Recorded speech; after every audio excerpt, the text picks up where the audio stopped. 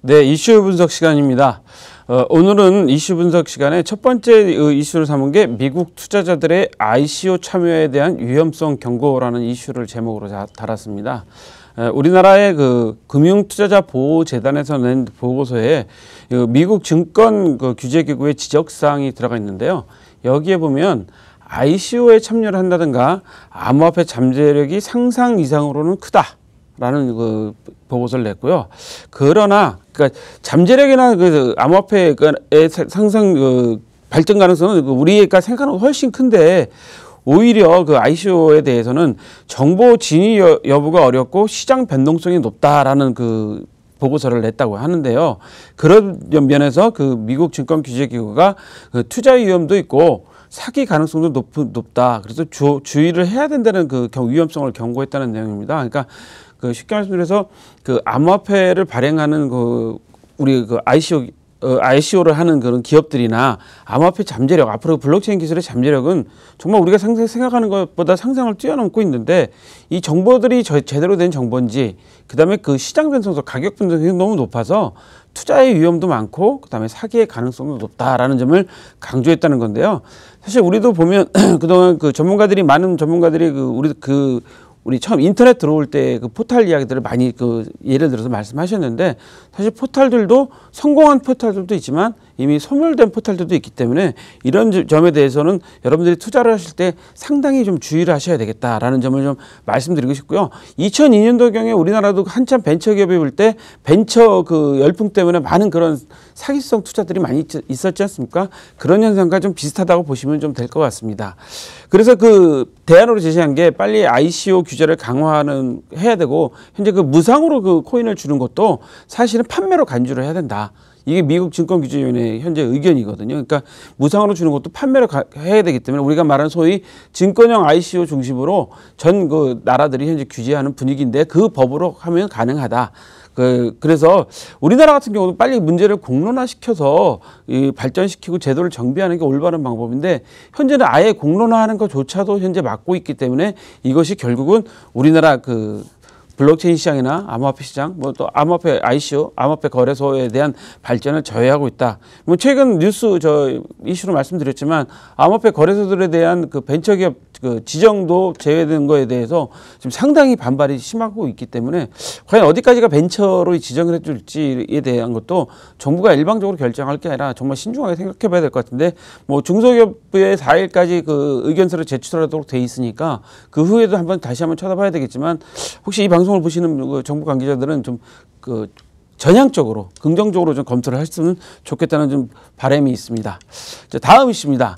다음 이슈는 암호화폐 자금이 베트남으로 베트남하고 우리나라하고 현재 많은 투자와 교육이 일어나고 있는데요. 스포츠계로도 아주 잘 되고 있잖아요. 지금 아시안 게임에서 베트남이 우리나라와 4강전에서 지금 만나게 돼 있습니다. 우리나라 박항서 감독님이 잘 하셔가지고 베트남에서 하고 있는데, 암호화폐 투자금이 베트남으로 전부 다 급선회 하고 있다, 뭐 이런 얘기입니다. 우리나라와 일본에서 규제를 피한 투자 자금들이 대부분 다 베트남으로 가고 있다고 하는데요. 글로벌 블록체인 개발 회사만 금년 중에 한 22개사가 생겼고요. 거래 사이트도 10여 개가 넘는다고 합니다. 그래서 비트코인, 베트남에서 제일 큰 비트코인 베트남 사이트의 회원은 100만 명, 하루 거래량이 한 200억 정도 되니까 베트남 인구 1억 가까이 되는 인구에 이 정도면 상당히 큰 시장으로 현재 발전하고 있다는데요. 이렇게 발전하는 이유 중에 하나가 베트남이 앞으로 핀테크 시장이 많이 확대될 것으로 예상된다고 합니다. 그래서 현재 베트남의 그 스타트업 전체 한 60% 정도가 핀테크와 관련된 거라고 하는데, 그 이유가 있죠. 현재 여러분들 중국을 가보신 분들이나 갔다 오신 분들의 이야기 들으면 중국이 핀테크 그 결제를 완전히 많이 발전시켰지 않습니까?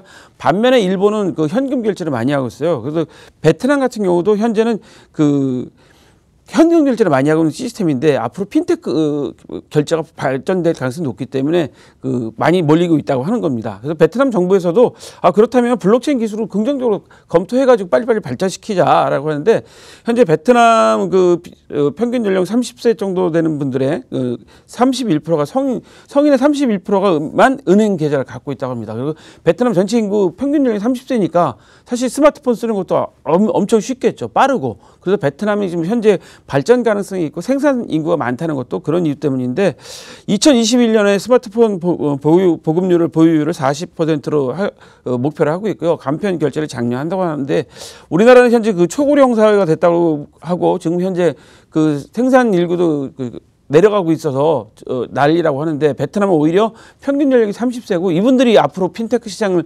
활용하고 많이 그 암호화폐 시장 활용할 수 있고 블록체인 기술 시장에 뛰어들고 노동 생산성이 높아지면 베트남의 발전은 뭐 불보듯이 뻔한 거기 때문에 많은 암호화폐 자금들이 베트남으로 가고 있다. 그래서 베트남 뉴스를 두 번째 이슈로 삼았습니다. 자, 세 번째 이슈는요. 암호화폐 발행사 재무 건전성 악화 우려. 뭐 우려입니다. 그러니까 우려이니까 이게 재무 악화가 됐다는 얘기가 아니라 재무 악화의 우려성도 있다는 거기 때문에 우리들이 이것도 한번 눈여겨봐야 될 점이 있기 때문에 올려놨습니다. 왜냐하면 우리나라에도 많은 투자자들이 계시잖아요. 그래서 그 가격 고점 시기인 그 작년 12월부터 2월 그때 한참 많이 올랐을 때죠. 뭐 비트코인 2만 달러 가까이 갔을 때인데 그때 그 496건의 ICO가 진행이 됐는데요. 그 다수의 프로젝트들이 대부분이 다 그 비트코인을 통해서 살 수 있고 비트코인을 바꿔야 되고 아니면 이더리움을 해서 바꿔야 되고 해서 현재 그 이런 그 암호화폐 발행 회사들, 코인 발행 회사는 ICT 회사들이 현재 그 다수의 비트코인과 이더리움을 자산으로 갖고 있는데 문제는 그때에 비해서 지금 가격이 많이 떨어졌다는 거죠. 그러다 보니까 이 회사들이 자산 규모가 줄어들다 보니까 이거 이러면 갖고 있으면 안 되겠다. 그래서 빨리 팔아야 되겠다. 그래서 이더리움을 팔죠. 그러면 많은 매물이 나오면 또 가격이 또 떨어지겠죠. 가격이 또 떨어지면 결국 그에 대해 자산이 축소가 될 것이다. 이런 순환고리가 계속되고 있어서 이런 것에 대한 우려성 때문에 세 번째 이슈로 저희가 삼아봤는데요.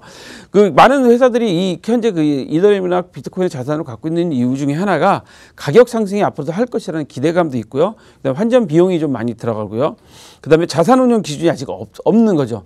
예를 들어서 저희들 금융기관 같은 경우에는 자산을 그 나라에서 정한 자산 운용 준칙이 있어서 그 규정에 따라 모든 자산을 운영하게 되는데 여기는 아직 우리는 암호화폐 발행하는 회사들에 대한 그런 걸 알 수 없기 때문에 가지고 있다고 하는데 투자자들에게 계속적으로 재무 상황을 공개할 의무도 없습니다. 왜냐하면 저희 코인스토리 시간에서 많이 들어보시겠지만 이제 코인스토리 방송해 주시는 전문가들이 무슨 얘기를 많이 하십니까? 백서에 대한 이야기 많이 하시죠. 백서 이야기하시면 그 백서 안에는 어떤 사람들이 있다, 어떤 그 멤버들이 참여하고 있다, 현재 우리는 어떻게 발전할 것이다, 제휴 기업은 어디다, 우리의 기술력은 어떤 것이다, 소스 코드까지 다 오픈을 하고 있는 상황이죠. 그런데 마지막에 제일 중요한 게 우리 현재 재무 상황은 어떻다. 그 앞으로 1년 있다 재무 상황, 2년, 3년 있다 재무 상황을 공개하지는 않고 있다는 거죠. 그러다 보니까 이게 문제가 좀 되고 있어서 우려가 좀 우려스럽다는 내용이 이어서 저희가 이슈로 삼아봤는데요. 일부 거래소에서는 그 장외거래 서비스를 제공하는 장외거래 서비스를 시작했다고 하는데 그 이유는 현재 그 장외 서비스를 이용할 경우 바로 그 시가에 반영되고 그거에 따라서 오르락 내리락 그 급등폭이 높기 때문에 아까 첫 번째 이슈에서 말씀드린 것처럼 미국 규제기구도 너무 가격 변동폭이 크다는 걸 삼았지 않습니까? 그런 우려 때문에 했다고 하는데요. 그래서 이거는 우려라는 점만 말씀드리겠습니다. 재무 건전성이 악화됐다가 아니라 재무 건전성이 우려가 있기 때문에 이런 점들도 우리 투자하신 분들이 암호화폐 발행 기업에 대해서는 좀 자세히 좀 보셨으면 좋겠다는 뜻에서 오늘 이슈로 삼았습니다. 자, 오늘 저희가 준비한 이슈 분석은 여기까지입니다.